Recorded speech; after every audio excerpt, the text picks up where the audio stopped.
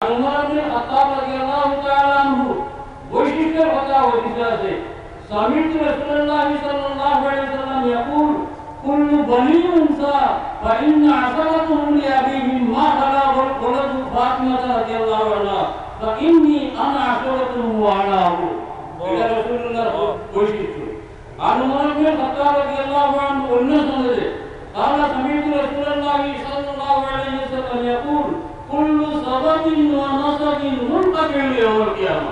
কোন নসবের সম্পর্ক কোন সববের সম্পর্ক কিয়ামতের দিন হামাইতে হয় মা খালা সববি ওয়া নসবি। আমার নসবের দ্বারা এরা আমার সম্পর্কে হামাইব, আমার সববের দ্বারা আমার সম্পর্কিত এটা কিয়ামতের দিন হামাইব।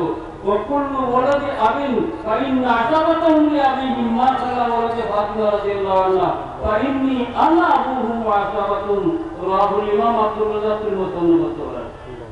হুজুর পাক সাল্লাল্লাহু আলাইহি ওয়াসাল্লাম কাল আরে ভাই কিয়ামত পর্যন্ত যতক্ষণ থাকবে এরা সম্পর্কে কি ওসিয়ত করেছেন আমি একটা হাদিস মাত্র বলে পেশ করব।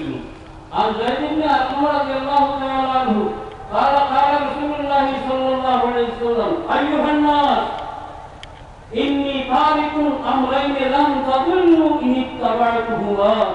এ মানুষ সকল শুনো আমি দুই জিনিস তোমার কাছে আমানত রাখিয়া যাইয়া যদি এই দুই জিনিসটা মানি তুমি না সবল কখনো পথভ্রষ্ট হইতে নাই। ওহুমা কিতাবুল্লাহি ওয়া আহলুল বাইতি বিসরাতি। আল্লাহ কিতাব কুরআন শরীফ